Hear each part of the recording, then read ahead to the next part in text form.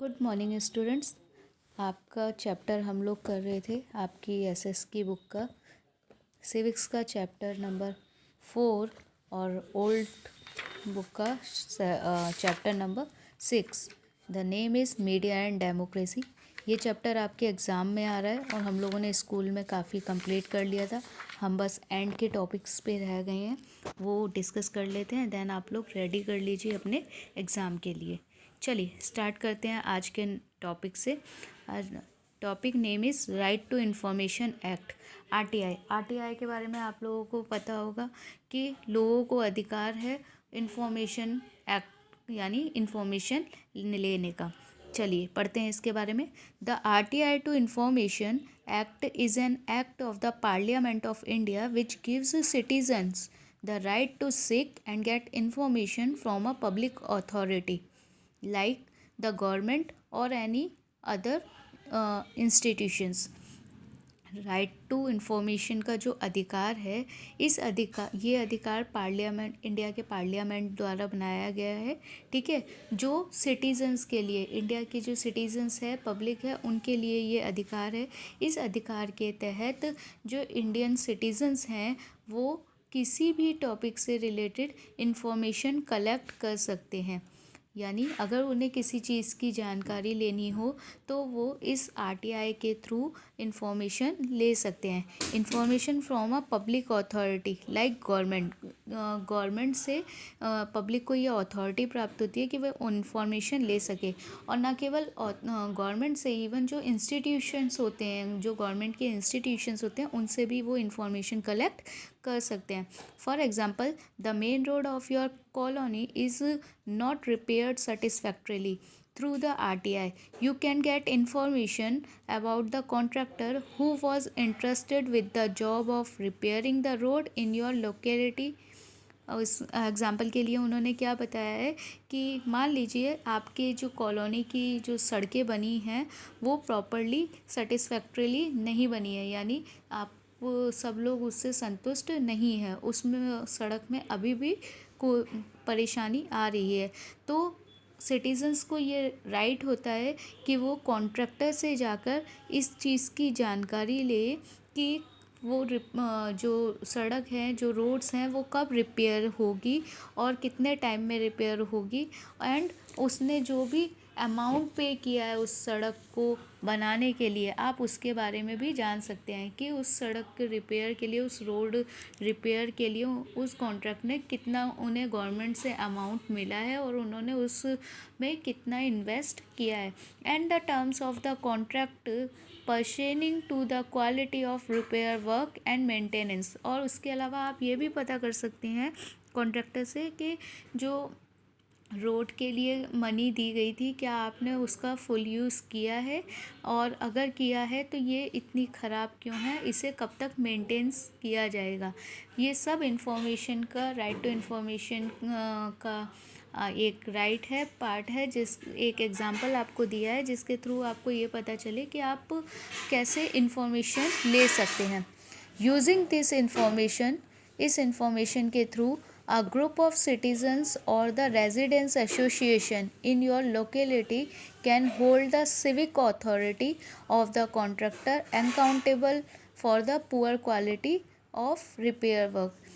इस इंफॉर्मेशन के थ्रू जो सिटीजन्स का ग्रुप होता है या जो हमारे रेजिडेंट्स एसोसिएशन होते हैं, यानी जो हमारे लोकेलिटी के एसोसिएशन होते हैं, वो सब जाकर, वो मतलब वो पूरा ग्रुप जाकर कॉन्ट्रैक्टर से बात कर सकता है, कॉन्ट्रैक्टर से सारी इन्फॉर्मेशन कलेक्ट कर सकता है।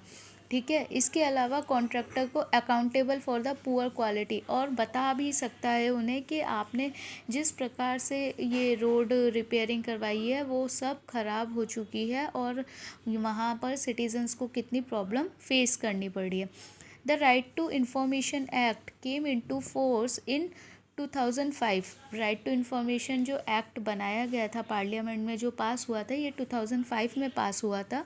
Replacing the erstwhile freedom of information act 2002। ये रिप्लेस किया गया था, जो हमें पहले एक फ्रीडम प्राप्त थी अर्स्टवाइल फ्रीडम, उसकी जगह पर अब ये राइट टू इन्फॉर्मेशन एक्ट को रिप्लेस किया गया। The act applies to all the states and union territories of India except Jammu and Kashmir. ये जो एक्ट बनाया गया है, ये राइट टू इन्फॉर्मेशन का जो एक्ट है, ये इंडिया में सभी स्टेट्स में, सभी यूनियन टेरिटरीज़ में एक्सेप्टेबल है और साथ ही साथ ये जम्मू कश्मीर में भी एक्सेप्टेबल है। It requires the concern public authority to reply to the query with 30 days।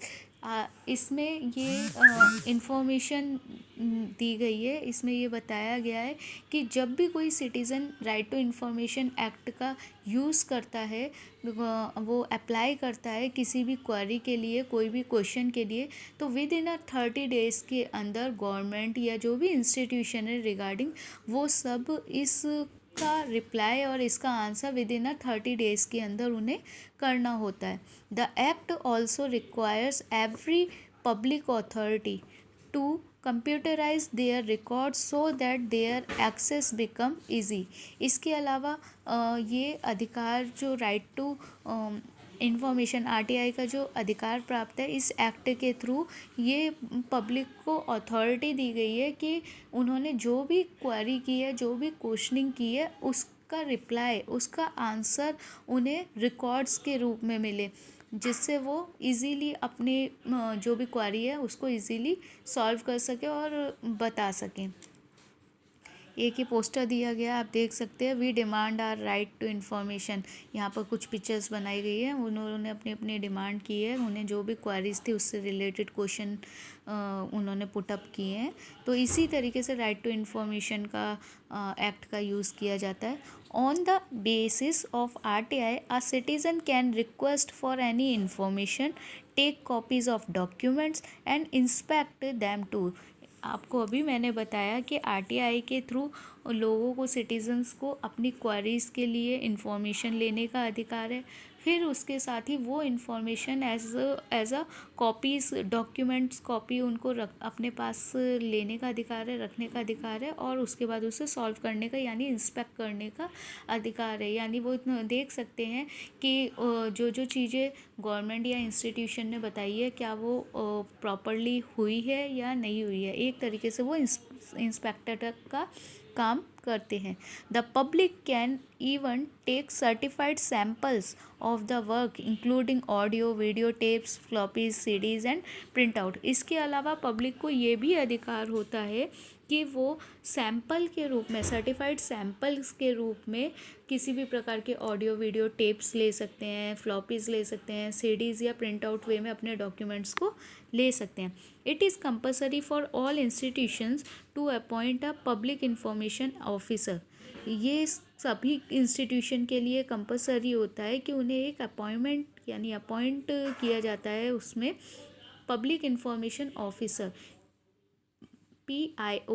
The PIO respond to the request submitted in a particular department or offices. PIO का काम होता है, हर जगह पे, हर इंस्टीट्यूशन में एक PIO को अपॉइंट किया जाता है, और ये PIO का काम होता है कि जो भी रिक्वेस्ट आई हैं, जो भी रिस्पॉन्ड आए हैं, उनको सबमिट करके उनको उसके कह सकते हैं उसके सब्जेक्ट के अकॉर्डिंग अलग अलग डिपार्टमेंट में और अलग अलग ऑफिसेस में वो क्वेरी को सेंड करना। ही और she needs to act within 5 days। PIO को ये काम विद इन 5 days के अंदर करना होता है। उन्हें ये वो चाहे मेल हो या फीमेल हो, उन्हें ये नीड होता है, need to act within 5 days। उनकी क्वेरी को उनके डिपार्टमेंट में, उनके सही डिपार्टमेंट में पहुंचाने का काम उन्हें 5 days के अंदर करना होता है। RTI thus makes our government answerable to the public. It is our duty to use the act in a judicious manner. RTI जो एक्ट है, वो एक्ट गवर्नमेंट ने एक तरह से तरीके से हमें राइट दिया हुआ है, किसी भी चीज़ को पब्लिक को ये राइट दिया गया है कि वो इस चीज़ को इजीली आंसर, यानी उन्हें जो भी क्वेरी है उसका आंसर उन्हें इजीली मिल सके। लेकिन इसके साथ साथ पब्लिक की ये ड्यूटीज़ भी होती है कि ये एक्ट जो गवर्नमेंट ने बनाया है उसका हम लोग जुडिशियल मैनर के रूप में यूज़ करें, यानी उसका कोई फ़ायदा ना उठाएं। उसको जो गवर्नमेंट ने लॉज और रूल्स बनाए हैं उसके अकॉर्डिंग ही हम उसको इंफॉर्मेशन के रूप में यूज़ कर सकते हैं। इसके साथ ही आपका ये वाला टॉपिक ख़त्म होता है।